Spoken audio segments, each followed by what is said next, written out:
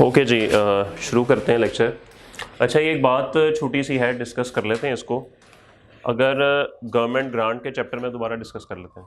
अगर government grant IS-20 में हम जो काम करते थे वो ये काम करते थे कि डेफर्ड ग्रांट को जब अमोर्टाइज करना होता था तो हम स्ट्रेट लाइन बेसिस पे करते थे। ओके, अभी तक जितने भी सवाल किए उसमें स्ट्रेट लाइन बेसिस आती थी, हमें यूजफुल लाइफ एसेट की दी जाती थी, तो हम डेफर्ड ग्रांट को भी उतने ही सालों पे डिवाइड करके तो जैसे जैसे डेप्रिसिएशन चार्ज हो रही है वैसे वैसे अमोर्टाइज करते थे। अगर हमारे पास डेप्रिसिएशन आ जाए WDV मेथड पे तो फिर हमने क्या करना है? लेट्स अज्यूम ये डेप्रिसिएशन का कॉलम है, ये ईयर है, साल 2021, 22, 23। ये डेप्रिसिएशन है, पहले साल 30 की डेप्रिसिएशन चार्ज हुई, दूसरे साल 24 की हुई, तीसरे साल 20 की हुई। टोटल डेप्रिसिएशन आपने 3 साल में चार्ज की 74 की। तो डेफर्ड ग्रांट जो अमोर्टाइज होगी वो पे प्रोपोर्शनल बेस पे होगी, यानी कि पहले साल टोटल में से 30 चार्ज हुई तो ये आपकी प्रोपोर्शन निकल आएगी। तो डेप्रिसिएशन जिस प्रोपोर्शन में चार्ज हो रही है, और अगर एज्यूम करें कि डेफर्ड ग्रांट 100 रुपये है तो फिर आपने प्रोपोर्शन निकालनी है कि डेप्रिसिएशन कितने % चार्ज हुई और उसको आपने डेफर्ड ग्रांट से मल्टीप्लाई कर देना है। तो पहले साल 41 की डेफर्ड ग्रांट अमोर्टाइज होगी, दूसरे साल 24 की डेप्रिसिएशन चार्ज हुई तो 24 डिवाइड बाई 74 प्रोपोर्शन आ गई, आपने मल्टीप्लाई कर दिया डेफर्ड ग्रांट से तो 32 की अमोर्टाइजेशन होगी। और सेम तीसरे साल भी ऐसे ही हुआ, तो टोटल देखें 3 साल में 100 की डेफर्ड ग्रांट जो है वो अमोर्टाइज होगी। ठीक होगी बात? तो इस तरीके से जो थ्योरेटिकल सवाल है ना वो ऐसे चलेंगे। प्रैक्टिकली ठीक है, आपकी बात दुरुस्त है कि सर वो तो कब ऐसे पता लगेगा, लेकिन प्रैक्टिकली छोड़ें अभी फिलहाल, थ्योरेटिकल बात करें। थ्योरेटिकली हमें सवाल में WDV मेथड से डेप्रिसिएशन दी जाएगी, जितने साल की भी दी जाएगी हम उस साल की प्रोपोर्शन निकाल लेंगे टोटल डेप्रिसिएशन करके, और हमारी डेफर्ड ग्रांट इस सूरत में 0 हो जाएगी। ठीक होगी बात? तो ये एक पॉइंट था IS-20 का, तो ये आपके साथ डिस्कस कर दिया। अब आए जी पेज नंबर 367 पे, वापस रेक्टिफिकेशन पे चलते हैं जहां से कल आगाज किया था। ओके जी, रेक्टिफिकेशन के बारे में कल आपसे थोड़ी सी गुफ्तगू हुई थी कि गलतियों को सुधारना। ठीक है, वो अगर किसी का घर में कोई छोटा बहन भाई होगा तो वो गलतियां वो करता होगा और अम्मी आपको कहती होंगी अच्छा चल उसने अगर चीज़ तोड़ दिया तो तू जोड़ दे, अगर उसने चीज़ें उठा के बाहर फेंक दी तो तू उठा के रख दे, और फिर आपको लगेगा यार मतलब ऐसा मेरे साथ ही क्यों होता। तो ये चीज़ ऐसी ही है भाई। तो यहां पर भी ऐसे ही है कि एक जूनियर अकाउंटेंट होगा, ठीक है, एक अनस्किल्ड अकाउंटेंट होगा जिसका सिर्फ कॉमा PRC होगा उसके नाम के आगे, और उसको अकाउंटिंग सही से नहीं आती होगी और वो हरकतें कर कर के चला जाएगा। उसके बाद आप माशाल्लाह सीनियर क्वालिफाइड लोग, FCA लोग जिनका लेवल ही और है, उनको बुलाया जाएगा और कहा जाएगा कि इन लोगों ने गलतियां की हैं, बराए मेहरबानी इसको सुधार दें। ओके, तो सुधारने का तरीका ये नहीं होता कि जो काम उसने किया है उस सारे को पहले रिवर्स करो और अपना काम नए सिरे से करो, ऐसे नहीं सुधारना। ठीक है, सर आप एक काम करें, जो एंट्री इसने की ना सारी डिलीट कर दें, मैं दोबारा से करता हूं, ये तरीका नहीं है। ऐसा नहीं है कि उसकी एंट्री को पहले रिवर्स किया जाए और फिर सही एंट्री को किया जाए। हम क्या करेंगे, जो कल आपको तरीका बताया था, सबसे पहले जो एंट्री होनी चाहिए ओरिजिनल एंट्री, अभी ये करेंगे इंशाल्लाह, यही काम करना है। जो ओरिजिनल एंट्री ट्रांजैक्शन की बनती है आप सबसे पहले वो लिखेंगे कि ये बनती है। एक मिसाल भी ले लेते हैं, कल क्या मिसाल ली थी हमने? डेटर की चलें। उधार सेल हुई, एंट्री होनी चाहिए थी डेबिट डेटर क्रेडिट सेल्स, ये एंट्री होनी चाहिए थी। लेकिन जो छोटा शौकत बैठा हुआ था, जो अकाउंटेंट था, उसने क्या गलत एंट्री कर दी, उसने इसको डेबिट कैश कर दिया। सही किया गलत किया? बिल्कुल गलत किया। तो फिर तीसरे नंबर पे आपको रेक्टिफिकेशन एंट्री करनी पड़ेगी। अब रेक्टिफिकेशन एंट्री का क्या तरीका है? ओरिजिनल एंट्री से आप शुरू करें। क्या डेटर डेबिट होने चाहिए थे? बिल्कुल होने चाहिए थे। क्या हुए? नहीं हुए तो कर दो डेबिट, कंप्लीट हो गया ये। क्या सेल्स क्रेडिट होनी चाहिए थी? क्या हो गई? कुछ करने की जरूरत नहीं है, कुछ करने की जरूरत नहीं है, इधर आ जाए। क्या कैश डेबिट होना चाहिए था? नहीं होना चाहिए था। डेबिट कैश कर दिया ना, गलत एंट्री है, डेबिट कैश कर दिया लेकिन होना तो नहीं चाहिए था, नहीं होना चाहिए था, तो इसका इंपैक्ट रिवर्स करने के लिए इसको क्रेडिट कर दो, क्रेडिट कैश। क्या सेल्स क्रेडिट होनी चाहिए थी? ये तो हम ऑलरेडी तय कर चुके हैं। तो लें जी, आपकी रेक्टिफिकेशन एंट्री तैयार है। ओके, तो ये तरीकेकार हम लेंगे जिससे हमारी कोई चीज मिस नहीं होगी। तो इंशाल्लाह अब इसकी प्रैक्टिस शुरू करते हैं, और आप लोग आ जाइए पेज 367 सवाल नंबर 10 पे। सवाल नंबर 10 पे आ जाइए, बैठ जाए अहमद भाई। आपको किस बात की सजा है? मुझे तो मिली हुई है सजा, आपको क्या सजा मिली हुई है? Question number 10, following errors were identified by the auditors. ये ऑडिटर्स कौन होते हैं भाई? ये जरा बात थोड़ी सी करनी पड़ेगी, क्योंकि अब रेक्टिफिकेशन में ना आपको सवालों में ये जुमले नजर आएंगे, तो इसलिए ये बात ना आज ही कर लें ताकि कॉन्सेप्ट क्लियर हो जाए। ये क्या होता है भाई, following errors were identified by the auditors? What is this behaviour man? ये क्या होता है? थोड़ा सा प्रोसीजर आपको पता है कि ये ऑडिट वगैरह कैसे होता है? थोड़ा सा प्रोसीजर समझ लें। देखिए होता क्या है, होता ये बात कोर्स में नहीं है, बस आपके लिए इंफॉर्मेशन के लिए बता रहा हूं, जरा समझने में चीजें ना दिमाग में पिक्चर बनाने में आसानी होती है। लेट्स अज्यूम कंपनी का साल शुरू होता है 1 जनवरी 2022 को और साल खत्म होता है 31 दिसंबर 2023 को, सॉरी 22 को, 22 ओके, 12 महीने। 1 जनवरी 22 को साल शुरू हो रहा है और 31 दिसंबर 22 को ये साल खत्म हो रहा है। साल खत्म होने का मतलब यह है कि इस पीरियड की फाइनेंशियल स्टेटमेंट्स इस कंपनी ने तैयार करनी है। और फाइनेंशियल स्टेटमेंट्स में आपको पता है balance sheet, profit loss account, cash flow, notes to the accounts, statement of change in equity, ये तमाम चीजें होती हैं। ठीक होगी बात? अब सवाल मेरा आपसे ये है कि ये जो फाइनेंशियल स्टेटमेंट्स बनाएगा ये कौन बनाएगा? कौन बनाएगा? छोटा शौकत कौन है? छोटा शौकत कंपनी का अकाउंटेंट है, वो बनाएगा। ये बिल्कुल दुरुस्त बात है। यानी कि अगर मैं दूसरे अल्फाज में कहूं कि कंपनी की जो मैनेजमेंट है, जिसमें एम्प्लॉयज वगैरह भी आ जाते हैं, वो बनाएगी फाइनेंशियल स्टेटमेंट्स। अच्छा, उसने बना ली। अब होता क्या है भाई? होता यह है कि हमारे जो डिफरेंट कवानीन है, इसके अंदर जो कंपनी लॉ में जाके आप कंपनीज एक्ट पढ़ेंगे वो भी ये कहता है, अकाउंटिंग स्टैंडर्ड वो भी ये कहता है, एफबीआर वो भी ये कहता है कि हर कंपनी ने, मैं सिर्फ कंपनी की बात कर रहा हूं, मैं इंडिविजुअल और पार्टनरशिप फर्म्स की बात नहीं कर रहा, उस पर यह बात लागू नहीं होती, कंपनी की बात कर रहा हूं। कंपनी ने अपने अकाउंट्स बनाने हैं, फाइनेंशियल स्टेटमेंट्स बनानी है, और बनाने के बाद उनको चेक भी करवाना है। चेक किससे करवाना है? आप लोगों से। आप जैसे दुर्गंधा सितारे वहां पर बैठे होते हैं, जब आप लोग आर्टिकल्स में जाते हैं तो आर्टिकल में आप यही काम कर रहे होते हैं। जैसे ही कंपनी फाइनेंशियल स्टेटमेंट तैयार कर लेगी तो आप जिस फर्म में आर्टिकल्स कर रहे होंगे उनके पार्टनर को कॉल आएगी उस कंपनी की कि सर हमारी फाइनेंशियल स्टेटमेंट्स तैयार है, अपने बंदों को भेज दें कि आके ऑडिट करें। फिर आप लोग माशाल्लाह सनग्लासेस पहन के जाएंगे ऑडिट करने। बैक एंड पे आप कॉमा पीआरसी होंगे, कॉमा नहीं सॉरी कॉमा कैफ होंगे, हम सॉरी, अब आप थोड़ी सी तरक्की होगी, कॉमा कैफ होंगे, लेकिन आप जाएंगे ऑडिटर बन के, ऐसी की तैसी फिर दूंगा इन लोगों की। ओके, उसके बाद आप इनके तमाम अकाउंट्स जो इन्होंने बनाए होंगे फाइनेंशियल स्टेटमेंट्स, वो चेक करेंगे। क्या चेक करेंगे उसके अंदर?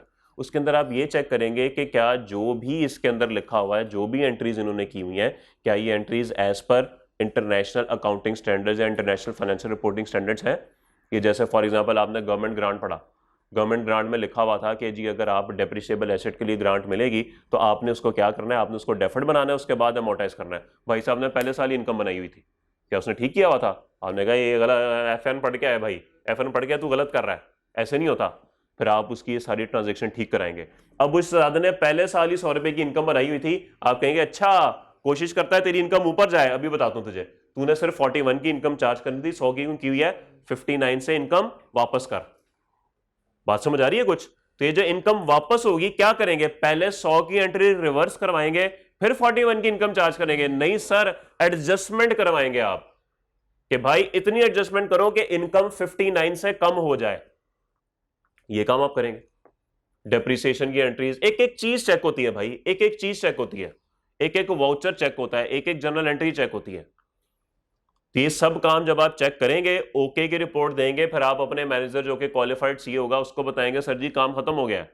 फिर वो आके सारा काम आपका रिव्यू करेगा, क्योंकि जो मर्जी हो जाए है तो आप कॉमा कैफ ही, क्वालिफाइड तो नहीं है आप, तो आपका काम पहले चेक करेगा कि सब अच्छा है, कुछ गलतियां निकलेंगी, कुछ चीजें रह गई होंगी, फिर आप वो ठीक करेंगे। उसके बाद जब वो काम पूरा हो जाएगा तो मैनेजर पार्टनर को कहेगा जो जिसने रिपोर्ट साइन करनी है, सर काम कंप्लीट हो गया। फिर वो रिव्यू करेगा, वो चेक करेगा सारा कुछ कि हाँ भी सब ठीक है, इन लोगों से कोई चीज मिस तो नहीं हुई, और अगर सब ओके है फिर वो ऑडिट रिपोर्ट जो होती है उस पर वो साइन कर देगा। ये भाई पूरा प्रोसीजर होता है। और ये काम जो मैं आपको बता रहा हूं, देखिए financial statements banana by law FBR तो कहता है सारे ही बनाएंगे, जो जो लोग बिजनेस कर रहे हैं सब बनाएंगे। कंपनी लॉ कहता है कि सिर्फ कंपनीज ने बनाना है, क्योंकि नाम ही कंपनी लॉ है, तो कंपनी लॉ है तो कंपनी पे लगेगा ना। एओपी पार्टनरशिप्स और इंडिविजुअल्स, उस पर जरा ये बात ना ऑडिट वाली अप्लाई नहीं होती। फाइनेंशियल स्टेटमेंट सबने बनानी है लेकिन ऑडिट सिर्फ कंपनीज ने कराना होता है। इसलिए जब आप लोग आर्टिकल में जाएंगे ना तो सिर्फ कंपनीज का ऑडिट हो रहा होता है, इनका ऑडिट नहीं हो रहा होता। ठीक होगी बात? ओके। तो ये जो बात यहां पे लिखी हुई है ना कि द ऑडिटर्स आइडेंटिफाइड मिस्टेक्स, तो ये ऑडिटर की ये सारी लॉजिक है कि जब कंपनीज अपनी फाइनेंशियल स्टेटमेंट्स बना लेती हैं और उनका ऑडिट शुरू होता है तो फिर उस दौरान चेकिंग के दौरान ये गलतियां निकलती हैं। ठीक है, तो अब आपको जो जुमला जब नजर आएगा ना वर आइडेंटिफाइड बाय ऑडिटर्स, फौरन ज़हन में पिक्चर बना लीजिएगा कि आपका भाई, सॉरी आपका भाई मतलब आप जा रहे हैं ऑडिट करने, आपने उनके अकाउंट से देखे और अब आपको गलतियां मिलना शुरू हो गई हैं और अब आपने उनको ठीक करना है। तो ये इसकी लॉजिक होगी बैक एंड पे। वो दिमाग में पिक्चर बन जाए ना, जरा बात अच्छी समझ आ जाती है, तो अब आपके दिमागों में पिक्चर समझ आ जाएगी। और पिक्चर को मैं मजीद बेहतर करूंगा कि जब आप वहां पर जाते हैं तो आपको खाने भी मिलते हैं। हाँ सही कह रहा हूं, अगर आप रात को लेट बैठेंगे रात का खाना भी मिलेगा, और मर्जी का खाना जो मर्जी मंगाए, कोई मसले वाली बात नहीं है। दिल कर रहा है आज दुम्बा कड़ी खाने का, वो भी आएगी। पैसे उन्होंने देने हैं, पैसे कौन से आपने पल्ले से देने? मिटा दूं, मंगाएंगे आप 8-8 किलो दुम्बा कड़ी, ताकि अगले साल जो टीम है उनका खाना ही बंद हो जाए। खाना घर से खा के आया करो। जितने भी हॉस्टल वाले लोग होते हैं ना, उनकी जो आर्टिकल्स कर रहे होते हैं, उनकी कोशिश होती है कि लेट शिटिंग हो जाए। आज हॉस्टल में जाके कौन खाना बनाया है, कौन मेस का खाना खाया, ये लेवल। तो इसलिए दुआ कीजिएगा कि जो आपका सीनियर है ना वो हॉस्टल वाला ना हो, आपको भी बिठा के रखेगा। चलिए जी, सवाल नंबर 10 पे है। Following errors were identified by the auditor भाईजान for the year ended December 31 2010। तो दिसंबर 31 2010 को जो साल खत्म हुआ उसके फाइनेंशियल स्टेटमेंट्स में ऑडिटर्स को कुछ गलतियां मिली। करना क्या है? Prepare the journal entries to correct the above errors. Entries बस आपने करनी है, रेक्टिफिकेशन में आपने बस एंट्रीज करनी होती हैं, या कभी कभार आपसे वो एडजस्टेड प्रॉफिट मांग लेता है, वरना है एंट्रीज। एंट्रीज तो आपने पीआरसी में सीखी थी, कोई मुश्किल काम ही नहीं है आपके लिए। Advance paid ₹50,000 on 1 August 2010 for purchase of machinery to be delivered in 2011 is debited to machinery account. वो कहता है कि भाईजान 50,000 हमने एडवांस पे किया 1 अगस्त को मशीनरी की परचेज के लिए, मशीनरी डिलीवर होनी है 2011 में, और हमने एंट्री इसकी क्या कर दी है? Machinery account. तो सबसे पहले हम क्या करेंगे? प्रैक्टिस सेट का सवाल नंबर 10 पहले एक दफा देख लीजिएगा, फिर नोट कर लीजिएगा। सबसे पहले हम 3 कॉलम बनाएंगे, एक ओरिजिनल एंट्री का, एक वरॉन्ग एंट्री का, और लास्ट होगा रेक्टिफिकेशन का। ले जी, सबसे पहले आप मुझे यह बताइए कि अगर ओरिजिनल एंट्री की बात की जाए, अगर आपने मशीनरी खरीदने के लिए एडवांस पे किया तो एंट्री होनी क्या चाहिए? Debit advance. डेबिट मशीनरी नहीं होना चाहिए। क्यों? मशीनरी तब डेबिट होगी जब मशीनरी डिलीवर होगी। ओके, तो इसलिए अब आपको क्या करना पड़ेगा? आपको करना पड़ेगा डेबिट एडवांस और क्रेडिट कैश में पे हुआ है, क्रेडिट कैश। अमाउंट क्या है मेरे भाई? 50,000। ले जी, ये एंट्री तो होनी चाहिए थी, लेकिन जो छोटा शौकत बैठा हुआ है अकाउंटेंट कॉमा पीआरसी, अभी उसका कैफ पास नहीं हुआ, वो क्या एंट्री करके बैठा हुआ है? वो एंट्री करके बैठा हुआ है debit machinery credit cash. Amount same है, अमाउंट सेम है, आगे एंट्रीज आएंगी अमाउंट में भी फर्क होगा। तो कुछ ठीक करने की जरूरत है, बिल्कुल जरूरत है। देखिए, क्या एडवांस डेबिट होना चाहिए था? क्या हो गया? नहीं हुआ तो कर दें डेबिट एडवांस 50,000। क्या कैश क्रेडिट होना चाहिए था? क्या हो गया? ठीक है, कुछ करने की जरूरत नहीं है। अब इधर आ जाए, क्या मशीनरी डेबिट होनी चाहिए थी? नहीं होनी चाहिए थी, तो क्रेडिट कर दें।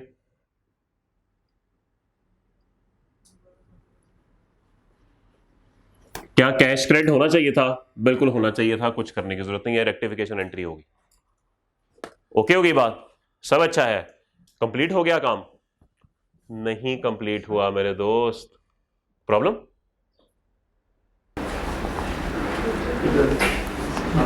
ठीक है, ऑन करें सर। ओके, चलें जी, आइए एंट्री को कंप्लीट करते हैं। देखिए, अब जरा एक बात सुन लें प्लीज, इंपॉर्टेंट बात है, बाद में बाकी नोट कर लीजिएगा। जब भी एंट्री के अंदर मशीनरी की एडजस्टमेंट होगी तो सर डेप्रिसिएशन, ऑब्वियस बात है कि उसमें भी मसला हुआ होगा। अब आप देखें, उसने मशीनरी डेबिट कर दी, तो सर क्या उसने डेप्रिसिएशन चार्ज नहीं की होगी? उसने वो भी की होगी। तो ये ऑब्वियस बात है कि जब भी मशीनरी की एडजस्टमेंट आएगी डेप्रिसिएशन ने एडजस्ट होना ही होना है। और अगर आपको नहीं यकीन आता तो सवाल की आखिरी लाइन पढ़ लें, उसमें लिखा हुआ है rate of depreciation is 10% straight line. फिर ये क्यों दिया हुआ है? ये इसीलिए दिया हुआ है कि अगर मशीनरी में एडजस्टमेंट आएगी तो डेप्रिसिएशन ऑटोमेटिकली कैलकुलेट हुई होगी और आपको एडजस्ट करनी पड़ेगी। अब सवाल मेरा यह है कि इस मशीनरी के ऊपर कितनी डेप्रिसिएशन कैलकुलेट हुई होगी? सर अगस्त में ये मशीनरी अगर उस अकाउंटेंट ने डेबिट की तो अगस्त, सितंबर, अक्टूबर, नवंबर, दिसंबर 5 माह की डेप्रिसिएशन उसने चार्ज की होगी। ऐसे ही है। तो इस सूरत में तरीका आप सुन लें, पहले देख लें। यह भी हो सकता है कि आप कह दें कि ओरिजिनल एंट्री नहीं होनी चाहिए थी, उसने जो गलत एंट्री कर दी वो क्या कर दी, उसने डेबिट कर दिया डेप्रिसिएशन एक्सपेंस और क्रेडिट कर दी एक्यूमुलेटेड डेप्रिसिएशन। कितने से? उसने किया होगा 50,000 इंटू 10% इंटू 5/12। यही किया होगा ना उसने, यही किया होगा। कितना बनता है? 2083। उसने ये काम किया होगा, रॉन्ग एंट्री। तो रेक्टिफिकेशन करिए, क्या डेप्रिसिएशन एक्सपेंस डेबिट होना चाहिए था? नहीं होना चाहिए था, तो क्रेडिट कर दे।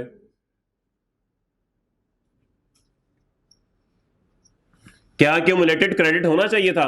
नहीं, तो डेबिट कर दे। तो लें जी, रेक्टिफिकेशन इसकी भी हो गई। बात समझ आ गई?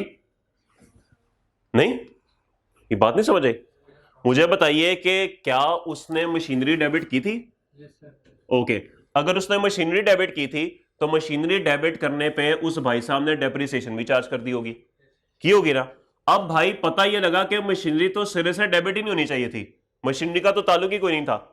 तो अगर मशीनरी डेबिट होनी नहीं चाहिए थी, तो अगर मशीनरी नहीं है तो उसकी डेप्रिसिएशन कैसा है? तो उसने डेप्रिसिएशन भी चार्ज कर दी होगी।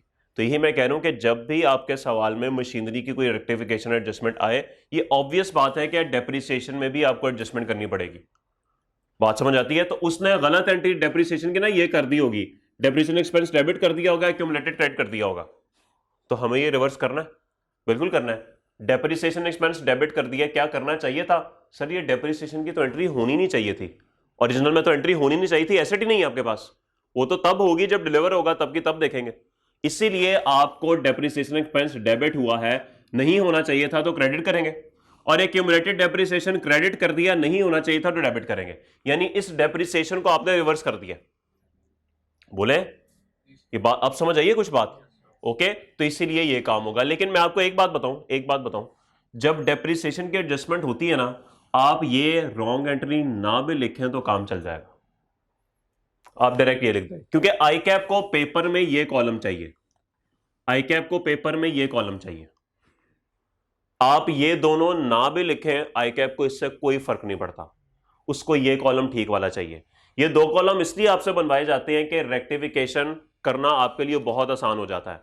क्या था, क्या कर दिया, तो डिफरेंस आप निकाल के रेक्टिफिकेशन कर सकते हैं। तो इसीलिए रिकमेंडेड बात यह है कि जब आपसे वो पेपर में इस तरह से मांग ले कि रेक्टिफिकेशन एंट्री कर दो, आपने ये दोनों कॉलम्स वर्किंग में बना लेने, और ये पहले सफे पे जहां पे सवाल है वहां पे इसको करना है। और वैसे भी आपका इतना तो होगा नहीं सब पेपर के आप तीनों कॉलम इकट्ठे चला सकें। दो कॉलम ये वर्किंग में बन जाएंगे, पहली एंट्री ये ओरिजिनल वहां पे की, रॉन्ग वहां पे की, यहां से रेक्टिफिकेशन पता लगी तो पहले सफे पे जहां पे आपने क्वेश्चन की हेडिंग बनाई होती है वहां पे आके आप ये काम कर लेंगे। और ये बात तो मेरे ख्याल में आपको पता ही है कि पेपर आपने ब्लैक पेन से करना होता है, पता है आपको, हर नया सवाल नए पेज से करना होता है, ये भी पता है आपको। ओके, और फिर आपको ये भी पता है कि आपने हर सवाल का क्वेश्चन नंबर लाजमी देना होता है। ये वो छोटी छोटी चीजें हैं जिसकी वजह से पेपर कैंसिल होते हैं। स्टूडेंट को नहीं पता होता, ब्लू से कराते हैं। स्टूडेंट को नहीं पता होता, सवाल जहां पे सवाल खत्म हुआ वहीं से नया सवाल करना शुरू कर देते हैं, वो काउंट नहीं होता, वो सवाल काउंट नहीं होता, उसका नंबर नहीं लगता फिर। तो इसलिए ये बातें याद रखिएगा कि पेपर में आपने ऐसे करना है। नहीं जी, पहली रेक्टिफिकेशन एंट्री कंप्लीट हुई। दूसरी पे आइए, रिपेयर कॉस्टिंग ₹10,000 ऑन यकम April 2010 have been debited to machinery account. हमने रिपेयर करवाई 10,000 रुपए की यकम अप्रैल 2010 को, और डेबिट किस में कर दिया? मशीनरी अकाउंट में। तो सर सबसे पहले ये बताइए, रिपेयर एक्सपेंस की एंट्री होनी क्या चाहिए थी? रिपेयर एक्सपेंस डेबिट और कैश क्रेडिट, कितने से? 10,000 से। छोटे शौकत ने क्या किया?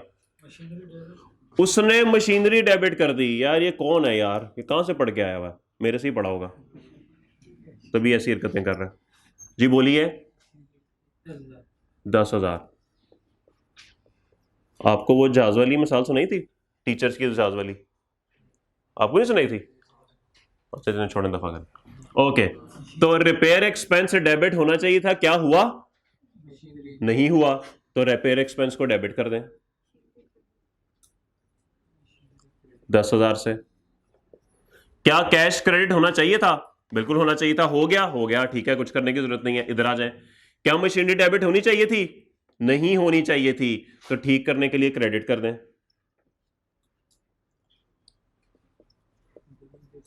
क्या कैश क्रेडिट होना चाहिए था? बिल्कुल होना चाहिए था, तो कुछ करने की जरूरत नहीं है, तो रेक्टिफिकेशन एंट्री हो गई।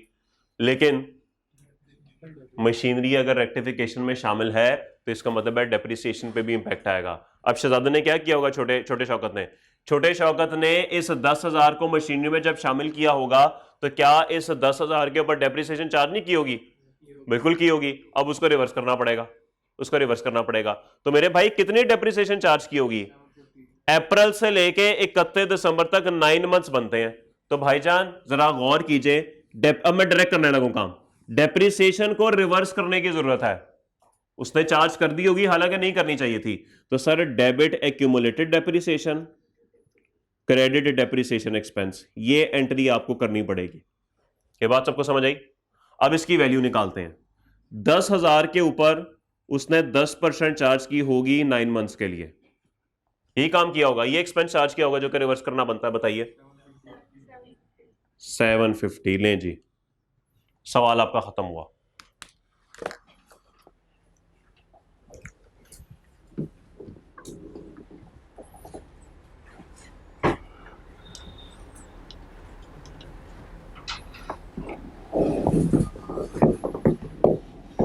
ओके, आसान काम है ना, मुश्किल काम तो नहीं है।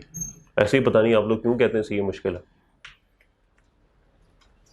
मुश्किल आसान। अभी तक अच्छा फैसला जा रहा है सीए करने का। खुद आए थे, अब्बू ने भेजा था, चाचू ने भेजा था, पुप्पो ने भेजा था, दोस्त ने भेजा था। आप तो दोस्त वाले हैं। ओके, आप दोस्त वाले। किसने भेजा था सीए करने? खुद आया था, खुद ही बोला। कितने कुलाड़ी में जी, आराम से स्कूल से जाता, बीबीए करता, सोता घर में। किधर आ गया? बाद में भी सोना ही था, बाद में फिर जागना था मेरे भाई ने। ओके, अब सुकून से सोएगा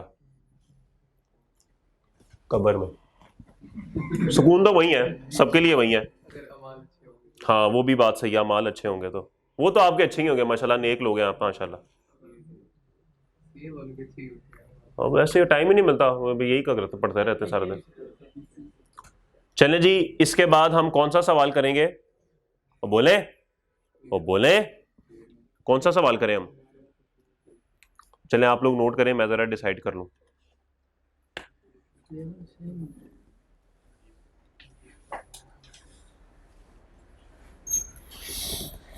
क्वेश्चन 12 करते हैं, 11वां आपका इस घर का काम।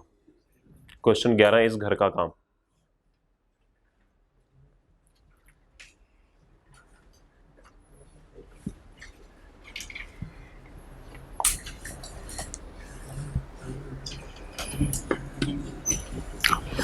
शुरू करें जी अगला सवाल।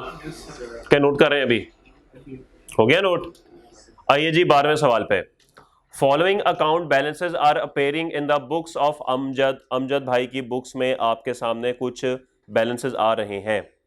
ओके, 60,000 कॉस्ट आ रही है, क्यूमुलेटेड डेप्रिसिएशन 4 लाख आ रही है। अच्छा, अब एक जरा बात ज़हन में रखिएगा, ये बैलेंसेस आपके हैं दिसंबर 2010 क्लोजिंग के। ट्रायल में शायद ये आ रहे होंगे, ट्रायल में आ रहे होंगे ना ये। ओके, अगर तो इन बैलेंसेस में नीचे कोई एडजस्टमेंट है तो इसका मतलब है कि ये दोनों बैलेंसेस अनएडजस्टेड है। याद करें बीआरएस, पीआरसी में पढ़ी थी ना बीआरएस इंट्रो में। उसमें क्या होता था, आपको जो बैंक का बैलेंस दिया जाता था ना वो गलत होता था, तो आप क्या करते थे, आप उसकी एक एडजस्टेड कैश बुक बनाते थे, उसमें ब्रॉट डाउन करते थे अनएडजस्टेड बैलेंस, उसमें एडजस्टमेंट्स करते थे और फिर एडजस्टेड कैरी डाउन निकालते थे। यहां पर भी ऐसे ही होगा। यहां पर भी जो आपको ये कॉस्ट का बैलेंस दिया हुआ ना 6 लाख, हो सकता है इसमें कोई गलती हो, तो इसका मतलब ये 6 लाख अनएडजस्टेड बैलेंस है, और ये जो 4 लाख एक्यूमुलेटेड है हो सकता है इसमें भी गलती हो, तो ये भी इसका मतलब क्या है कि अनएडजस्टेड बैलेंस है। खैर हमें एडजस्टेड लेजर बनाने की जरूरत कोई नहीं है, हम सिर्फ एंट्रीज करेंगे। ओके, लेकिन उसने मांगा हुआ है एडजस्टेड मशीनरी अकाउंट, चले कोई बात नहीं, बना देते हैं, कोई प्रॉब्लम नहीं। Following errors were identified by the auditor भाईजान for the year ended December 31, 2010। Machinery costing ₹50,000 purchased on यकम April 2006 was sold for 30 September 2010 for ₹8,000। रुक जाए यहीं पे भाईजान, मशीनरी जो यकम अप्रैल 2006 को खरीदी थी वो 30 सितंबर 2010 को बेच दी 8,000 रुपए की। इस ट्रांजैक्शन में अभी तक कोई गलती आइडेंटिफाई नहीं हुई, ऐसे ही है। लेकिन आपको यहां पे ये जरूर पता लग गया कि जब एसेट को डिस्पोज ऑफ करना होता है तो उसकी एंट्री क्या होती है, क्या एंट्री होती है? We will credit the asset account with the cost of asset dispose of, we will debit the accumulated depreciation account, we will record cash, we will record gain और लॉस। ओके, तो मेरे ख्याल में ये entry तो आप कर सकते हैं, ओरिजिनल एंट्री तो करें ना, करें ओरिजिनल एंट्री, निकालें इसकी डेप्रिसिएशन, निकल सकती है। Rate of depreciation is 10% straight line दिया हुआ है, ओ मुबारक हो, स्ट्रेट लाइन है तो ये तो डायरेक्ट निकल आएगा। याद है क्या फॉर्मूला था? Depreciation expense for 1 year multiply by life past till disposal. तो आराम से गिन ले, मेरे ख्याल में अप्रैल 6, अप्रैल 7, अप्रैल 8, अप्रैल 9, अप्रैल 10, 4 साल ये हो गए। फिर अप्रैल मई जून जुलाई अगस्त सितंबर, 6 माह ये हो गए, 4.5 साल बनते हैं भाई। 1 साल की डेप्रिसिएशन निकालें, मल्टीप्लाई करें 4.5 साल से, तो आपके पास डेप्रिसिएशन आ जाएगी एक्यूमुलेटेड। ये मिटा दूं जो बोर्ड पे लिखा हुआ है, बोलें और मिटा दूं, बोलते ही नहीं है,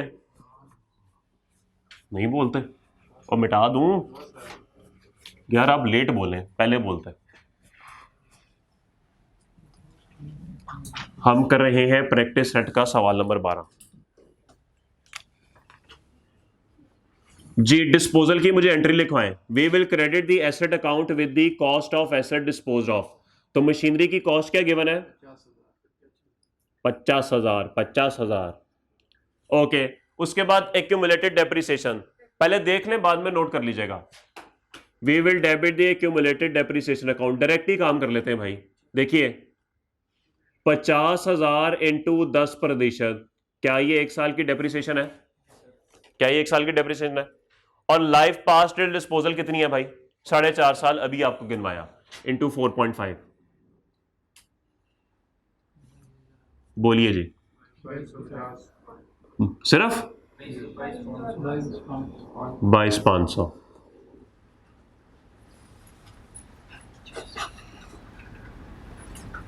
ठीक है जी, सेकंड स्टेप भी हो गया। वी विल रिकॉर्ड कैश, कितना है जी? 8,000। गेन आता है, लॉस आता है? लॉस ही लॉस है जिंदगी में, गेन कहां आया जिंदगी में? गलत हो गया कुछ? ओके, कितना लॉस है जी? अब बोले लो, मतलब कैलकुलेटर देखा हुआ मुझे देख रहे हैं। 19,500, 19,500 का नुकसान आ गया जिंदगी में। ले जी, ओरिजिनल एंट्री तो हो गई। छोटे शौकत ने क्या हरकत की? छोटे शौकत ने कहा and sale proceeds were credited to machinery account. Sale proceeds क्या होते हैं? बेचने पे जो पैसे आते हैं। छोटे शौकत ने कहा मेरी किताबों में तो कैश 8,000 से डेबिट और मशीनरी 8,000 से क्रेडिट। कहां से पढ़ के आए हो शौकत? आगे आप खुद समझदार हैं। ओके, मेरे से ही पढ़ के आया होगा, अजीब हरकतें कर रहा। ओके, अब क्या होगा भाई? अब क्या होगा? अब इसकी रेक्टिफिकेशन कैसे करनी है? हूं दसो ना, आसान आसान एंट्री की रेक्टिफिकेशन करते हो, बताओ अब क्या एंट्री होगी? सिंपल वही तरीका। क्या एक्यूमुलेटेड डेप्रिसिएशन 22,500 से डेबिट होनी चाहिए थी? क्या हुई? कर दें एक्यूमुलेटेड डेप्रिसिएशन 22,500। क्या कैश 8,000 से डेबिट होना चाहिए था? क्या हो गया? छोड़ दें। क्या लॉस 19,500 से डेबिट होना चाहिए था? क्या हुआ? नहीं हुआ।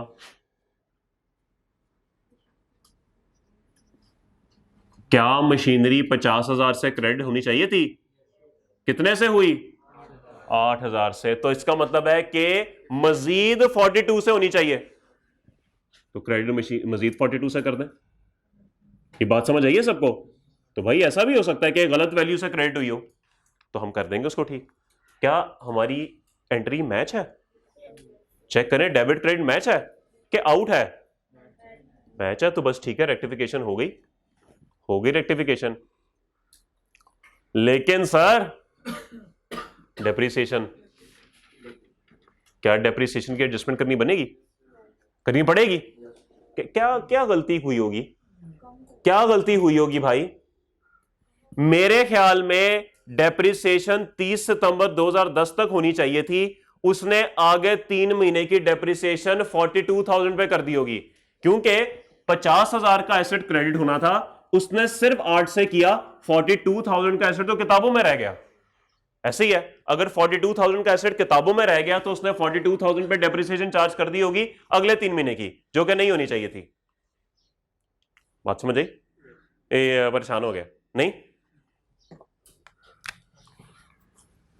मिसाल के तौर पे आपके पास ब्रॉड डाउन था मशीनरी का अकाउंट 50,000 से, आपको 50,000 से क्रेडिट करके क्रेडिट डाउन जीरो करना चाहिए था, लेकिन उस शहजादे ने क्या किया, अगर 50,000 का बैलेंस था उसने सिर्फ 8,000 से क्रेडिट किया, साल के आखिर में 42 पड़ा हुआ था, उसने इस 42 को उठाया होगा, इस पर डेप्रिसिएशन लगा दी होगी 10% इंटू 3/12 किया होगा ये। तो क्या उसको ये काम करना चाहिए था? उसको तो ये काम करना नहीं चाहिए था। तो इस काम को अब ठीक करना है। बात समझ आई? करें एंट्री क्या होगी, डू द एंट्री और करें। यार ये आया 16 है, यहां पे पढ़ा था, इससे पहले डेप्रिसिएशन इंट्रो में पढ़ी थी। देख ऐसे नहीं जैसे मैंने कोई नई चीज बता दी आपको।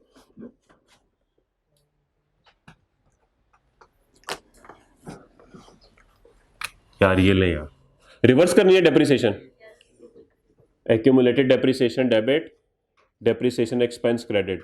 42 किताबों में रह गया, ऐसे ही है, इसके ऊपर 10% और 3 माह की डेप्रिसिएशन अक्टूबर नवंबर दिसंबर की चार्ज कर दी होगी, क्योंकि आपने किताबों से सिर्फ 8,000 निकाला, बाकी 42,000 तो किताबों में पड़ा रह गया, उस 42,000 पे 3 माह की डेप्रिसिएशन चार्ज कर दी होगी, जो कि नहीं होनी चाहिए थी। कितनी बनती है अमाउंट, कितनी? 1,050। लें जी, पॉइंट 1 की रेक्टिफिकेशन कंप्लीट हुई। सर समझ आ रही है एंड वाले भाई? सब अच्छा है? ओके। आज नींद तो नहीं आ रही यार? मुझे बड़ी नींद आ रही है। अच्छा, किस्मत है भैया, नींद नहीं आ रही।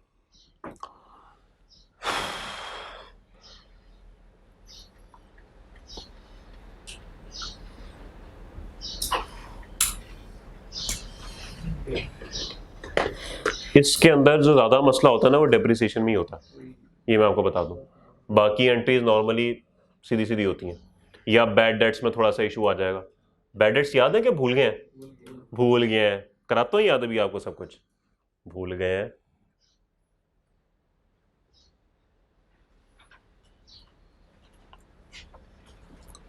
चले जी, आइए एडजस्टमेंट नंबर 2 पे, जल्दी करें भाई, जल्दी करें, वक्त कम है, मुकाबला सख्त है।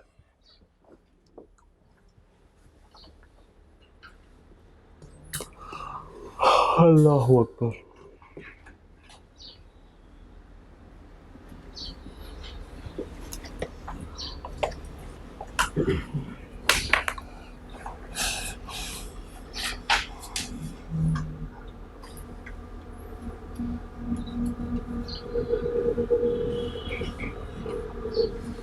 चले जी आगे। ओके, पॉइंट नंबर 2 है जी, machinery purchase on 1 January 2008 having cost of rupees 10,000 is sold on 30 June 2010 at a gain of rupees 3,000। The sales proceeds are credited to sales account. Okay, सबसे पहला जुमला, machine purchase on 1 January having cost of 10,000 is sold on 30 June 2010 at a gain of rupees 3,000। सबसे पहले इतनी बात करके original entry करते हैं।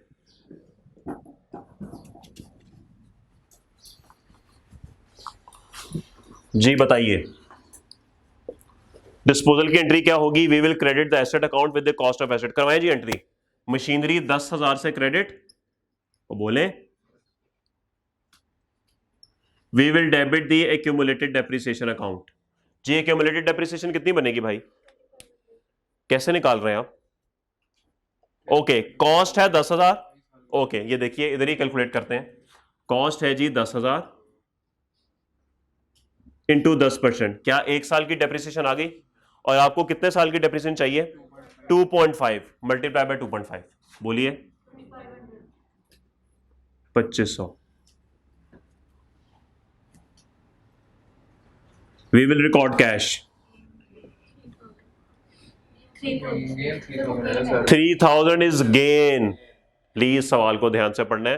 एट अ गेन ऑफ 3000, तो इस सवाल में उसने आपको प्रॉफिट एंड लॉस 3000 दिया हुआ है, इस सवाल में कैश बैलेंसिंग आएगा। बात समझ आई? कैश बैलेंसिंग आएगा, कितना बनता है? 10,500।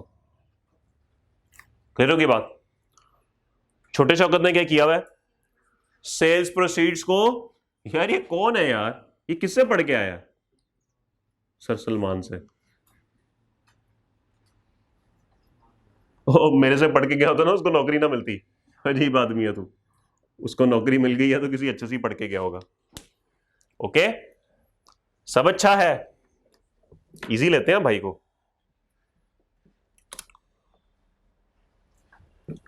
जी adjusting entry, sorry rectification entry, क्या करेंगे? एक्यूमुलेटेड डेप्रिसिएशन डेबिट होना चाहिए था, क्या हुआ? नहीं हुआ, कर दें। क्या कैश डेबिट होना चाहिए था? हो गया, छोड़। नहीं, क्यों नहीं? क्या प्रॉफिट एंड लॉस क्रेडिट होना चाहिए था?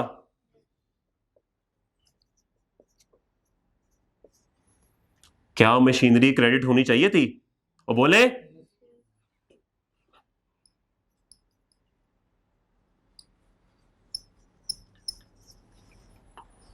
कैश डेबिट होना चाहिए था। ओके, क्या सेल्स क्रेडिट होनी चाहिए थी? होनी चाहिए थी, कहीं पे लिखेंगे क्रेडिट तो डेबिट कर दें। सबसे मुश्किल मरहला यार ये, इधर ना यूं कर ले जी। एंट्री मैच है कि नहीं?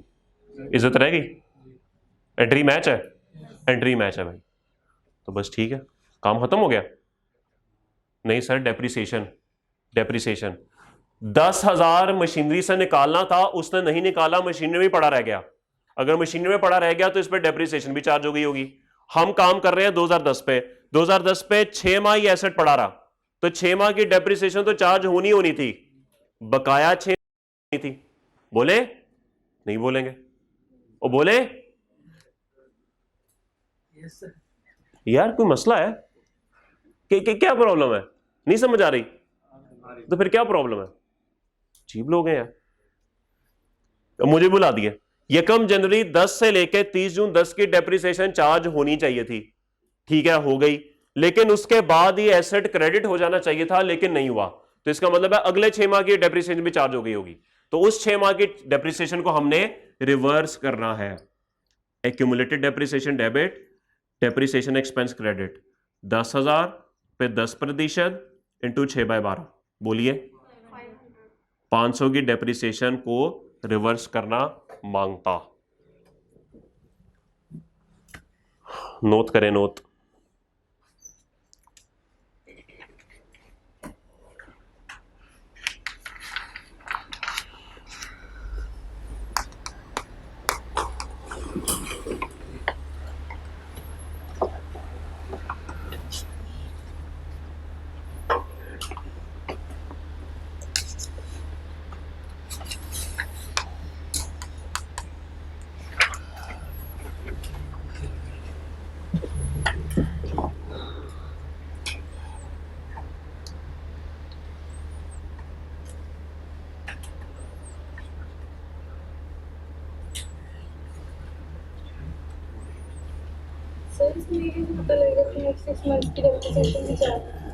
इसीलिए कि मशीनरी डेबिट क्रेडिट होनी चाहिए थी, उसने किया?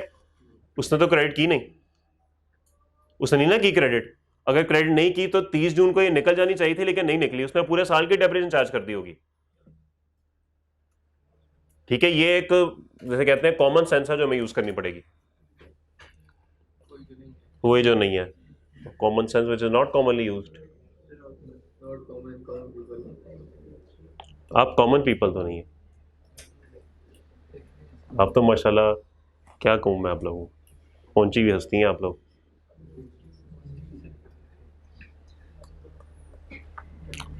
इसका एडजस्टेड मशीनरी अकाउंट कैसे बनेगा? हाँ भी नौजवान, कैसे बनेगा? और बोले? नहीं बोलेंगे, नहीं बोलेंगे। और बोले नहीं बोलेंगे।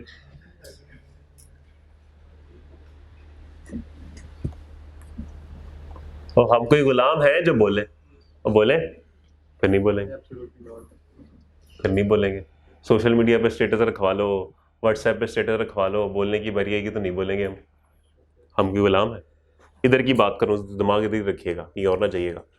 हाँ जी, मशीनरी अकाउंट कैसे बन सकता है? ये 6 लाख रुपया जो दिया हुआ है कॉस्ट का, ये तो गालिबन अनएडजस्टेड है, ये तो गलत है। तो क्या करना पड़ेगा? क्या कोई तरीका हो सकता है, कोई जुगाड़ लग सकती है? Adjusted machinery account brought down, जो कि अनएडजस्टेड है, कितना है जी? 6 लाख जी। क्या क्या करें जी? क्या इसको एडजस्टमेंट कैसे करनी पड़ेगी? सर रेक्टिफिकेशन का कॉलम देखते जाएं, जहां जहां मशीनरी में जो जो कुछ हो रहा है यहां करते जाएं। सिंपल। देखिए, मशीनरी से 50,000 निकलना चाहिए था, लेकिन निकला हुआ है 8,000। 8,000 निकल गया तो 42,000 साल के आखिर में पड़ा रह गया। ऐसे ही है, उस 42,000 को निकालना पड़ेगा। तो बजाय इसके आप ऐसे काम करें, आप रेक्टिफिकेशन का कॉलम देखें, मशीनरी में 42,000 क्रेडिट है, क्रेडिट कर दें। ऐसे ही है, तो आप यहां पे लिखेंगे 42,000 और यहां पे कोई डिस्क्रिप्शन लिखने की जरूरत नहीं है, सिर्फ एडजस्टमेंट 1 लिख दें। एग्जामिनर थोड़ा बहुत पढ़ा लिखा होता है, उसको समझ आ जाएगी। ये मत समझा करने बिल्कुल वेला है, अकल से पैदल है, उसको पता हो, थोड़ी बहुत पता होती है चीजें, तो वो कर लेगा, उसको समझ आ जाएगी एडजस्टमेंट 1 से उसने उठाया हुआ। ओके, तो ये कोई जहमत करने की जरूरत नहीं है कि जी यहां पे दूसरा अकाउंट क्या लिखें, छोड़ दें, एडजस्टमेंट 1 लिखें। आगे देखें, मशीनरी में कहां एडजस्टमेंट हो रही है? ये हो रही है, फिर क्रेडिट हो रही है, तो एडजस्टमेंट 2 से लिखें 10,000। और कुछ मेरे ख्याल में मशीनरी में जितनी एडजस्टमेंट्स थी हो गई। बताइए अब एडजस्टेड कैरी डाउन कितना हो गया? बोले नहीं बोलेंगे। ले जी, ये आपका एडजस्टेड मशीनरी अकाउंट बनना चाहिए था। क्या इसी तरीके से एडजस्टेड एक्यूमुलेटेड डेप्रिसिएशन निकल आएगा?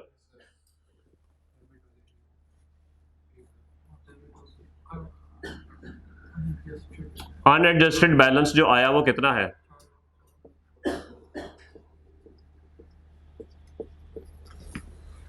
एक्यूमुलेटेड डेप्रिसिएशन 22,500 से डेबिट होना चाहिए था, हुआ ही नहीं, साल खत्म हो गया। तो इस 4 लाख के अंदर 22,500 पड़ा हुआ है, जो कि नहीं होना चाहिए था। लेकिन आपको इतना ज्यादा सोचने की जरूरत नहीं है, आप रेक्टिफिकेशन से उठाएं, बस एडजस्टमेंट 1 में करें 22,500। क्या ख्याल है? आगे चलें, फिर 1,050 की एडजस्टमेंट 1 से, फिर 2,500 एडजस्टमेंट 2, तो हैवी एडजस्टमेंट्स आ गई। फिर 500 एडजस्टमेंट 2। तो बताइए क्या बैलेंस आया? 37,3450, 3,73,450 रुपए, 50 रुपए। नोट करें और फिर क्वेश्चन 14 पे आते हैं। क्वेश्चन 14 मेरा दिल है आपको होमवर्क दे दूं, बस आपसे भी डिस्कस कर लूं, बड़ा हैवी सवाल है ये। होमवर्क नहीं, डिस्कस तो मैं करूंगा, ऐसे तो नहीं मैं भेजूंगा।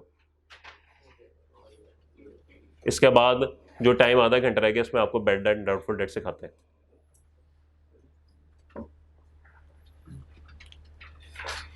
कितने लोगों ने पढ़े हुए बैड एंड डाउटफुल डेट्स?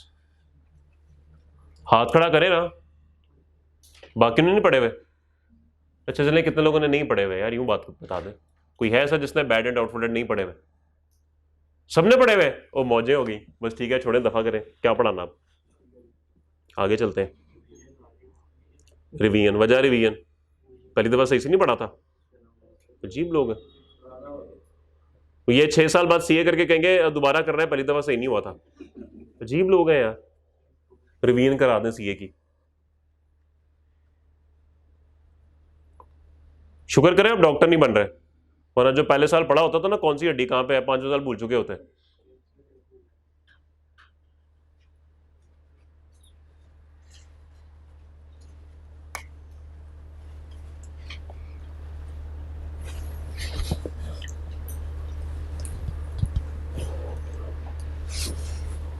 अल्लाह अकबर।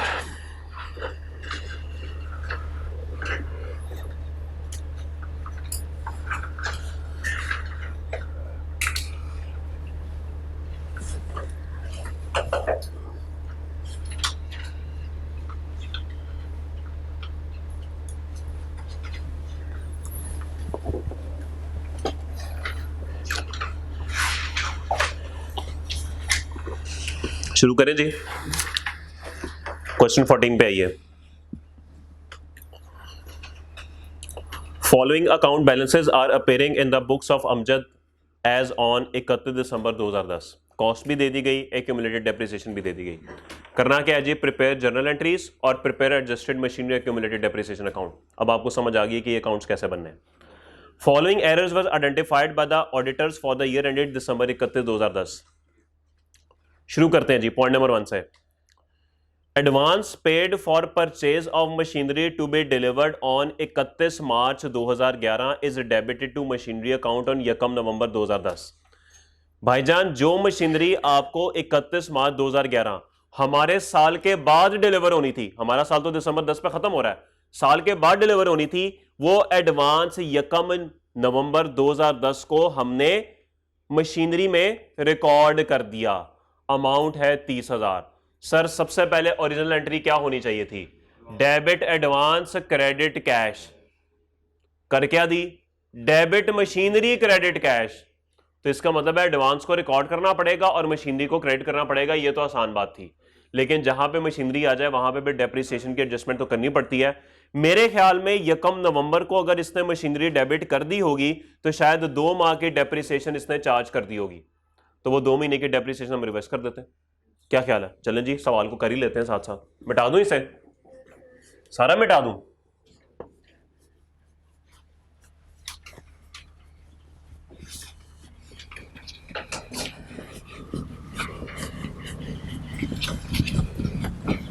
ये बड़ा हैवी सवाल है जो आप कर रहे हैं, इजी ना ले इसको।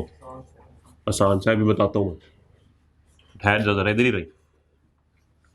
अभी ये अगला पॉइंट जब बंदे लेके आएगा ना 7 लाख पता जाएगा। कौन सा 14 है? ले जी, पहली एडजस्टमेंट होना चाहिए था एडवांस डेबिट और 30,000 से, और हो क्या गया? Machinery debit cash credit. ले जी, ये तो रेक्टिफिकेशन सिंपल सी है। एडवांस डेबिट होना चाहिए था, नहीं हुआ, कर दें। कैश क्रेडिट होना चाहिए था, हो गया, छोड़ दें। मशीनरी डेबिट कर दिया जबकि नहीं होना चाहिए था, तो क्रेडिट कर दें।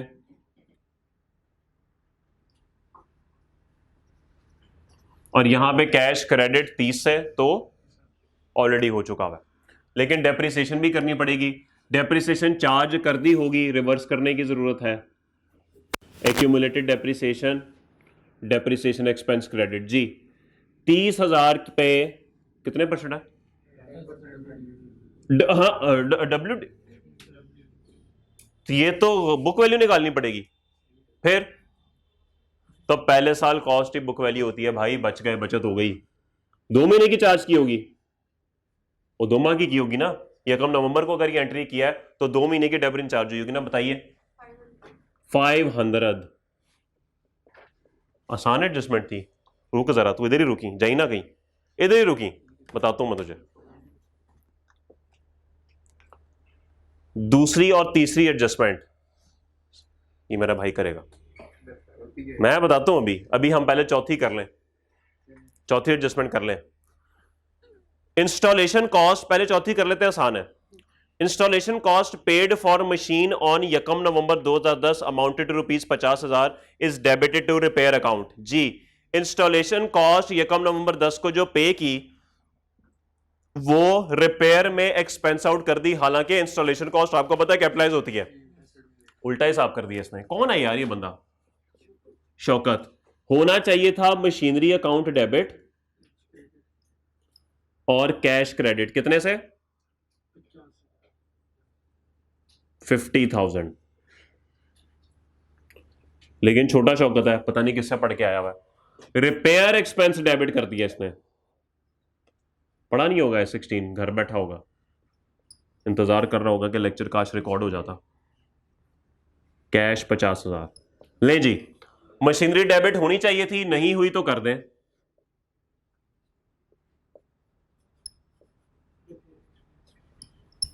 कैश क्रेडिट होना चाहिए था, हो गया, छोड़ दें। रिपेयर डेबिट हो गया, डेबिट नहीं होना चाहिए था तो ठीक करने के लिए क्रेडिट कर दें। और कैश तो क्रेडिट हो गया, तो होना चाहिए था, ठीक है। ले जी, अब मशीनरी की एडजस्टमेंट आ गई, फिर डेप्रिसिएशन। अब जरा यहां पे बात उलट है सर, डेप्रिसिएशन तो चार्ज ही नहीं हुई होगी क्योंकि मशीनरी तो आई नहीं, उसने रिकॉर्ड नहीं की, ऐसे ही है। तो अब क्या करना पड़ेगा, अब आपको डेप्रिसिएशन रिवर्स नहीं करनी पड़ेगी बल्कि रिकॉर्ड करनी पड़ेगी। तो बताइए भाई, यकम नवंबर 2010 को आया तो 2 माह की डेप्रिसिएशन आपको चार्ज करनी पड़ेगी। वो समझ आ रही है? Depreciation expense debit, accumulated depreciation credit कैसे कैलकुलेट होगा भाई? 50,000 इंटू 10%, 2/12 कितना बनता है?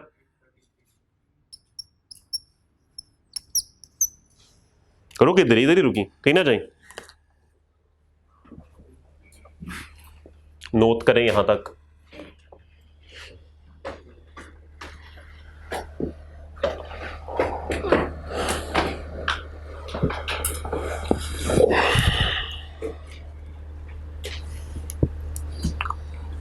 अहमद भैया नाश्ते में क्या है? इग्नोर करें इन सबको। ओके, और नाश्ता नहीं आ रहा, तू इजी लेता भाई को।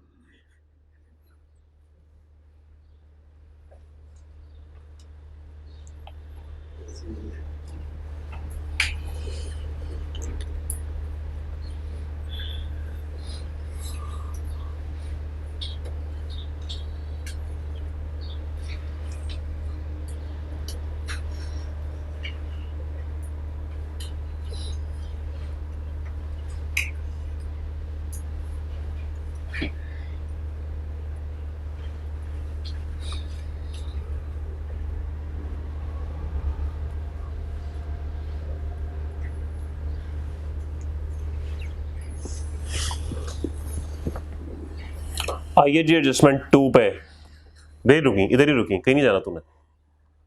ओके जी, मशीनरी कॉस्टिंग ₹80,000 परचेज्ड ऑन यकम April 2009 was sold on 30 September 2010 for 33,000। जो मशीनरी 80,000 रुपए की थी, यकम अप्रैल 9 को खरीदी, वो बेच दी गई 30 सितंबर 2010 को। कितने की? 33,000 की। जी क्या करना है? सबसे पहले इसकी ओरिजिनल एंट्री करेंगे। क्या एंट्री करेंगे? कॉस्ट क्रेडिट 80,000 से, ओके। उसके बाद एक्यूमुलेटेड कितनी बनेगी? हाँ निकाल ले sir. Depreciation expense for 1 year multiply by life past disposal, ऐसी ही निकलेगी? ऐसे नहीं निकलेगी भाई, ये WDV है, तो आपको वर्किंग पूरी करनी पड़ेगी। वर्किंग पूरी करके एक्यूमुलेटेड डेप्रिसिएशन आप निकालेंगे और उसके बाद फिर कैश रिकॉर्ड करेंगे। कैश दिया हुआ है और गेन निकल आएगा। ठीक है जी, करते हैं इसको। ले जी, we will credit the asset account with the cost. बताइए जी कितनी कॉस्ट है? 80,000। एक्यूमुलेटेड डेप्रिसिएशन के लिए थोड़ी सी मेहनत करनी पड़ेगी, चलें कर लेते हैं। इसके लिए करते हैं वर्किंग 1।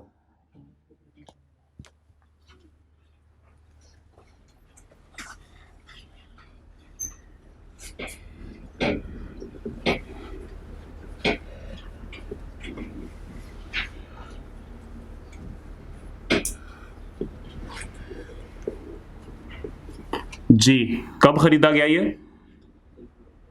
ये कम? अप्रैल 2000 कितने का?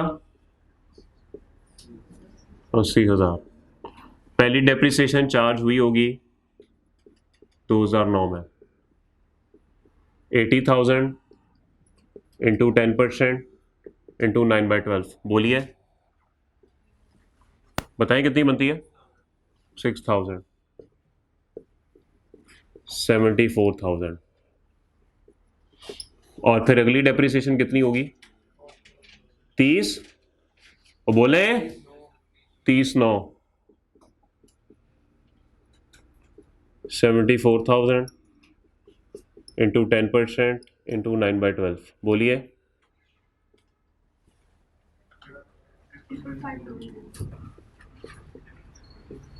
55500 नहीं हो सकती। बुक वैल्यू कितनी है? 68450। ले जी, अब यहां से अगर हम निकालना चाहें क्यूमुलेटेड डेप्रिसिएशन, तो क्या करना होगा, कॉस्ट में से बुक वैल्यू निकाल दें। कितनी बनी, 5500, 11550। तो ये वर्किंग वन से आ गया जी 11550। कैश कितना है जी, 33। गेन आया लॉस आया, लॉस ही लग रहा है, बताइए कितना लॉस है, बताएं।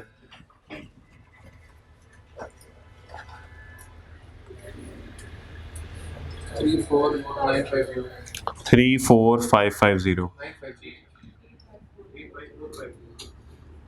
क्या तू क्या कर रहा है यार, 35, ये छोटा शौकत है, ये छोटा शौकत है जो गलत एंट्रियां कर रहा है। 35,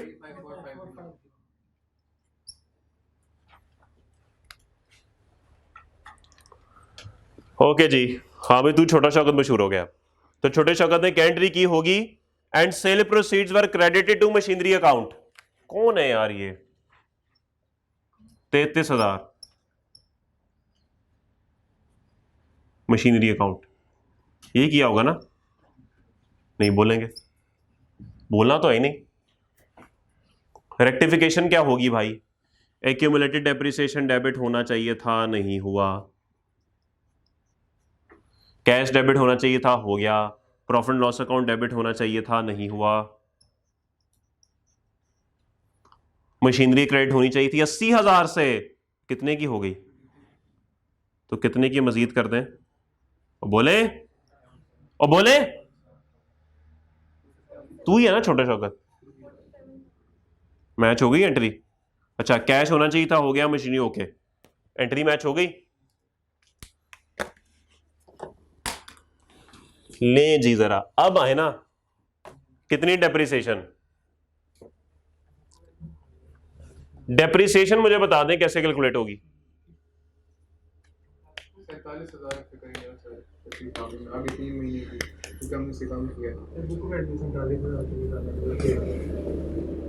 47 कहां से आ रहा है, ये इसकी बुक वैल्यू निकालेंगे, इसकी बुक वैल्यू क्यों निकालेंगे,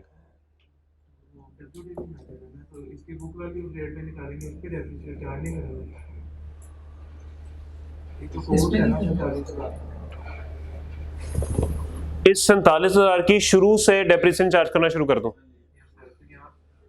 अच्छा फिर उससे क्या होगा, उससे बुक वैल्यू निकलेगी, उससे फिर हम जितनी ज्यादा चार्ज की होगी उतनी कम करेंगे। अच्छा मैं भी छोटा शौकत बन गया हूं, ओके ठीक कह रहे हो।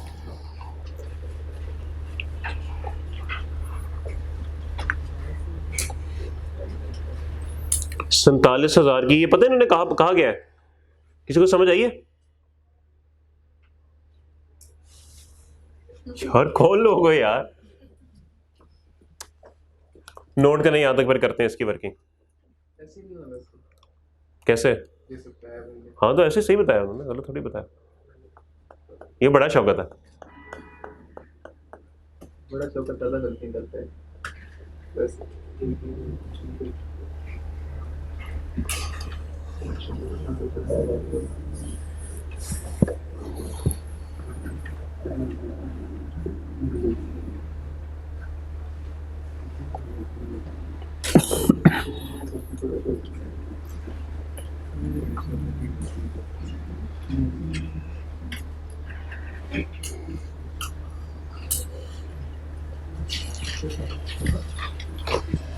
जी अब बात को जरा ध्यान से सुनिएगा।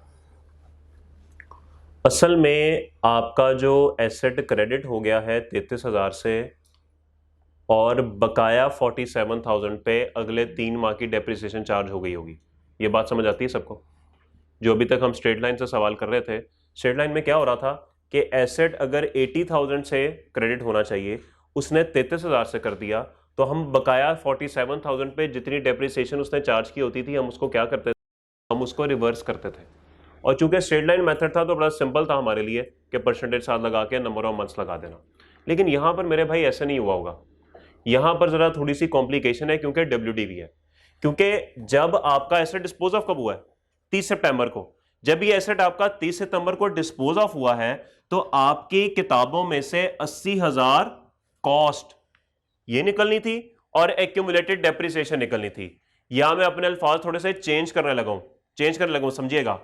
आपकी किताबों से इस एसेट की बुक वैल्यू निकलनी चाहिए थी, लेकिन जो आपकी किताबों से बुक वैल्यू निकली है ना, वो शायद इसकी निकली है, 33,000 निकल गया। तो बकाया 47,000 की बुक वैल्यू पड़ी हुई है आपकी किताबों में, जिसके ऊपर डेप्रिसिएशन लग गई है बाकी 3 माह की। बात समझ आई? आपकी किताबों में 47,000 की बुक वैल्यू अभी भी मौजूद है, क्योंकि WDV है, इसलिए मैं ये बात कर रहा हूं। आपकी किताबों में 47,000 की बुक वैल्यू मौजूद रही, वो छोटे शौकत ने माइनस नहीं की, और इस 47,000 की बुक वैल्यू पे डेप्रिसिएशन लगा दी। ऐसे ही होगा ना, अगले 3 माह में ऐसे ही होगा। क्या ये बात सब एग्री कर रहे हैं कि मेरी बुक्स के अंदर इस 47,000 मशीनरी की बुक वैल्यू मौजूद होगी, जिस बुक वैल्यू के ऊपर उसने 3 माह की डेप्रिसिएशन लगा दी होगी, और मुझे वो डेप्रिसिएशन माइनस करनी है। सवाल यह है कि इसकी बुक वैल्यू क्या है जो मेरे पास किताबों में पड़ी हुई है, ये कैसे निकालें हम?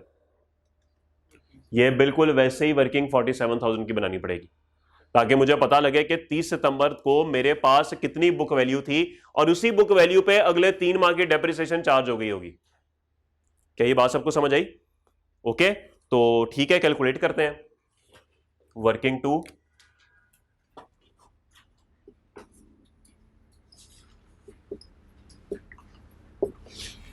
ले जी, शुरुआत करेंगे 1 अप्रैल 9 से। हम कॉस्ट क्या एज्यूम करें? 47,000। हम 47,000 की कॉस्ट एज्यूम करते हैं, क्योंकि ये मशीनरी की कॉस्ट है 47,000, और मुझे इस 47,000 की बुक वैल्यू चाहिए, जिस बुक वैल्यू पे 3 माह की डेप्रिसिएशन चार्ज हुई होगी। तो पहली डेप्रिसिएशन चार्ज हुई होगी 47,000 इंटू 10% इंटू 9/12, बोलिए 3525, और बुक वैल्यू कितनी बनी? 43475। उसके बाद 30 सितंबर 2010 तक कितनी इसकी डेप्रिसिएशन होगी? 43475 इंटू 10% इंटू 9/12, बोलिए 3260, बोले बुक वैल्यू। अब जरा गौर करें, ये हमने सही वाला तरीका अपनाया। ये डेप्रिसिएशन इस 47,000 पे चार्ज होनी चाहिए थी इस साल, और ये हो भी गई होगी, बल्कि मेरे ख्याल में ये तो इससे भी ज्यादा चार्ज हो गई होगी। कितनी चार्ज हुई होगी? ये चार्ज हुई होगी 43,475। ये इस पे उस शहजादे ने पूरे साल की डेप्रिसिएशन लगा दी होगी, क्योंकि निकाला ही नहीं उसने जब अपनी किताबों से नहीं निकाला, तो इस बुक वैल्यू पे पूरे साल की डेप्रिसिएशन चार्ज हो गई। तो कितनी बनी होगी? 4348। ये डेप्रिसिएशन उसने चार्ज कर दी होगी, जबकि होनी चाहिए थी इतनी। यहां तक सबको बात समझ आई? 47,000 की कॉस्ट मेरी किताबों में पड़ी थी, उस 47,000 की बुक वैल्यू इस साल के शुरू में बनती थी इतनी, और उस पर 9 मंथ्स की डेप्रिसिएशन से चार्ज होनी चाहिए थी। उसके बाद ये एसेट डिस्पोज ऑफ हो जाना था, यही काम होना था। लेकिन उसने इस 47,000 को किताबों से निकाला नहीं, वो किताबों में पड़ा रहा, और उस पर पूरे साल की डेप्रिसिएशन इतनी चार्ज हो गई, हालांकि होनी चाहिए थी इतनी। क्या ये बात सबको समझ आई? अगर किसी को नहीं समझ आई, मैं फिर रिपीट कर देता हूं, जरा समझें इसको, कुछ समझ आ रही है बात की। मैं फिर बोल देता हूं, 47,000 की कॉस्ट आपकी किताबों में पड़ी रह गई, उसने नहीं निकाली। उस 47,000 की बुक वैल्यू बनती थी साल के शुरू में इतनी, और उस पे 9 मंथ्स की डेप्रिसिएशन होनी चाहिए थी, फिर एसेट डिस्पोज ऑफ हो जाना चाहिए था। लेकिन उसने एसेट डिस्पोज ऑफ नहीं किया, और उस पे पूरे साल की 12 महीने की डेप्रिसिएशन लगा दी, जो कि इतनी बन गई। अब बात समझ आई? तो इसका मतलब है कि कितनी डेप्रिसिएशन उसने एक्सेस चार्ज की, माइनस करके बताएं। 1088, यानी कि उसने 4,348 की चार्ज कर दी, 3,260 की करनी चाहिए थी। 1088 से उसने एक्सेस चार्ज कर दी, तो क्या 1088 को रिवर्स करना पड़ेगा? बिल्कुल जी, 1088 को रिवर्स करना पड़ेगा। मैं ये एंट्री आगे साथ लिख रहा हूं, आप नीचे लिख दीजिएगा, एक्यूमुलेटेड डेप्रिसिएशन डेबिट और डेप्रिसिएशन एक्सपेंस क्रेडिट 1088 से, और ये आया है वर्किंग 2 से। हाँ मेरे दोस्त, अभी अभी तीसरा तीसरा सवाल भी एडजस्टमेंट भी है अभी। टेंशन लगी है छोटे शौकत को?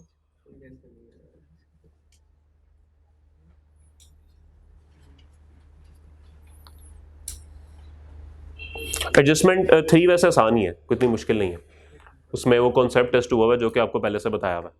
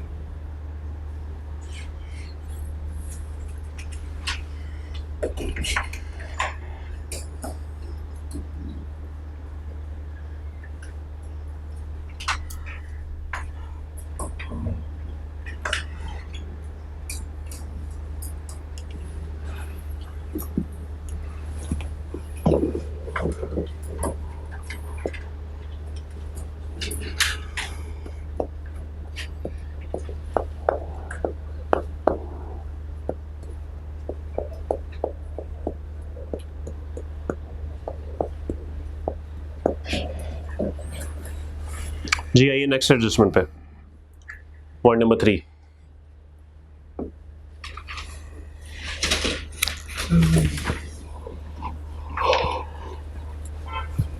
Machine purchased on 1 July 2008 having book value of rupees 25,000 ऑन 31 May 2010 is sold at a gain of rupees 3,000।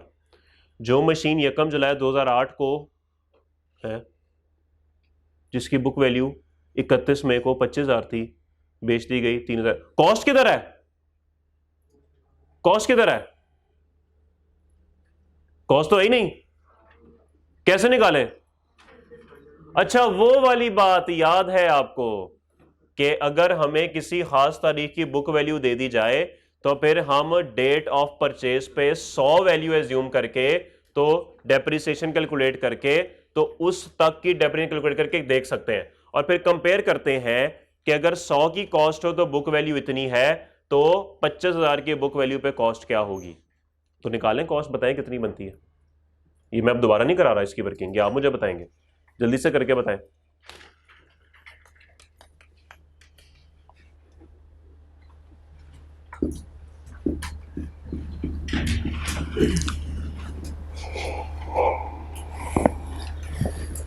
यार कर ही देता हूं, फिर आप कहेंगे।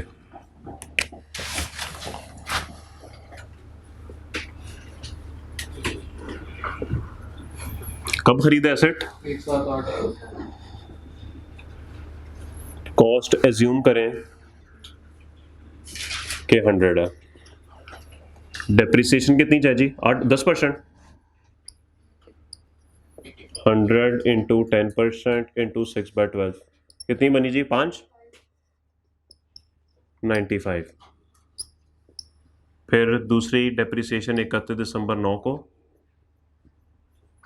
95 इंटू 10%, 9.5 10 कर लें, 85। फिर डिस्पोज ऑफ कब हुआ है? डिस्पोजल कब हुई है भाई? 31 मई 2010। 85 इंटू 10% इंटू 5/12 बोलिए कितनी बनती है? 4 कर लें, तो ये बन गया 81। तो यहां पर ही उसने आपको बुक वैल्यू दी हुई है 25,000। तो क्या तरीकेकार होता है, क्या तरीकेकार होता है? अगर 81 की 25,000 है तो एक पे 25,000 डिवाइड बाई 81 होगी, और 100 पे कितनी होगी? 25,000 डिवाइड बाई 81 इंटू 100। बोलिए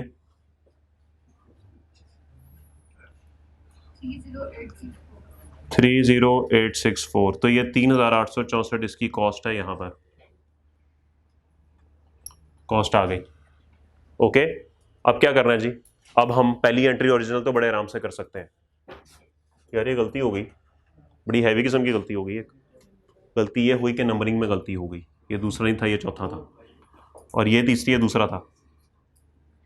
वो ये पेपर में गलती ना कर बैठिएगा, वो पेपर में जब एडजस्टेड अकाउंट बना रहे होंगे तो एडजस्टमेंट 1 2 3 कर रहे होंगे, सारा बेड़ा गर्क हो जाना है। नंबरिंग को ठीक रखना है आपने। यहाँ पे नंबरिंग वही होगी जो एडजस्टमेंट वाली होगी। हाँ जी, we will credit the asset account with the cost of asset dispose of. Cost हमने क्या निकाल दी? कॉस्ट हमने निकाल दी 30,864। What is the accumulated depreciation my friend? हाँ तो करें ना, मुझे कही जा रहे हैं, बताएं कितनी बनती है? कॉस्ट में से बुक वैल्यू माइनस करें, 30,864 में 25,000 माइनस करें, 58। और कैश कितना आया है कि गेन दिया है? गेन दिया है कितना? तो कैश बता दें कितना कैश? सॉरी,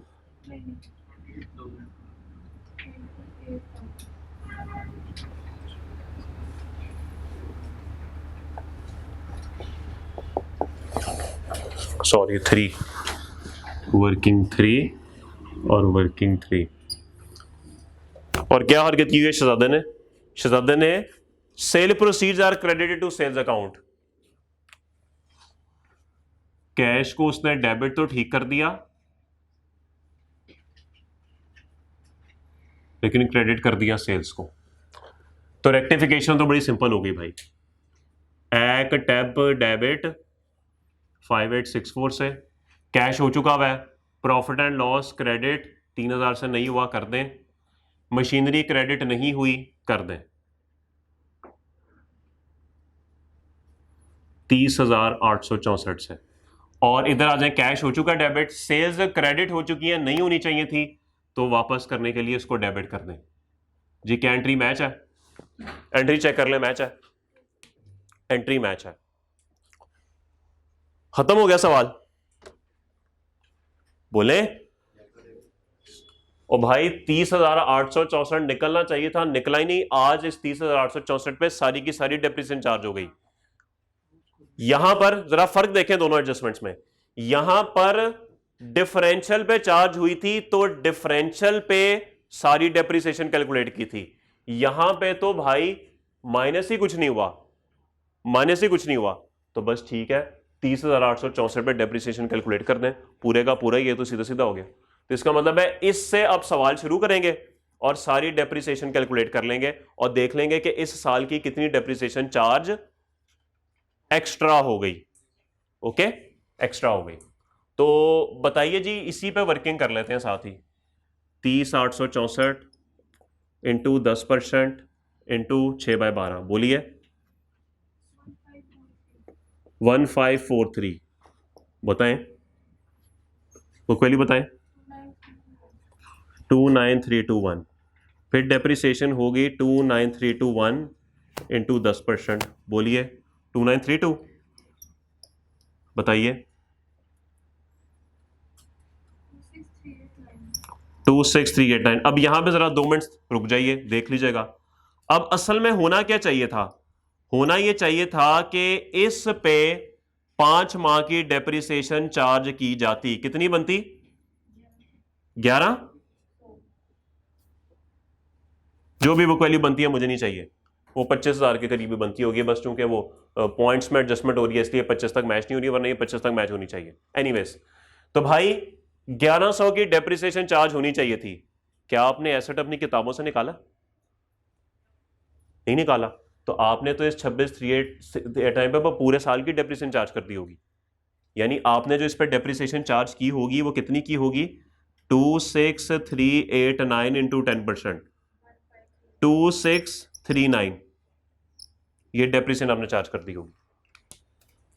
अब होनी चाहिए थी 1100 की, आपने कर दी 2369 की, तो मेरे 2639 सॉरी उल्टा लिखा गया 2639 ये डेप्रिसिएशन आपने चार्ज कर दी होगी, होनी चाहिए थी 1100 की, तो कितने से एक्सेस कर दी 15। तो बस इस एक्सेस को आप क्या करेंगे, रिवर्स करेंगे। तो मैं यहां पे लिख भी देता हूं 2639 माइनस 1100 कितना बताया 1539। ले जी, सवाल अब खत्म हुआ।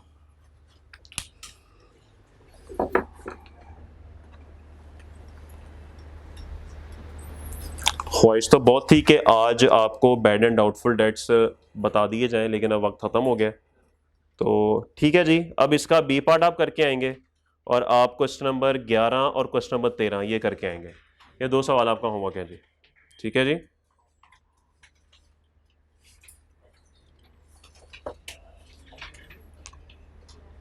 ठीक है जी, मुलाकात होती है कल। अल्लाह हाफिज़, सॉरी परसों।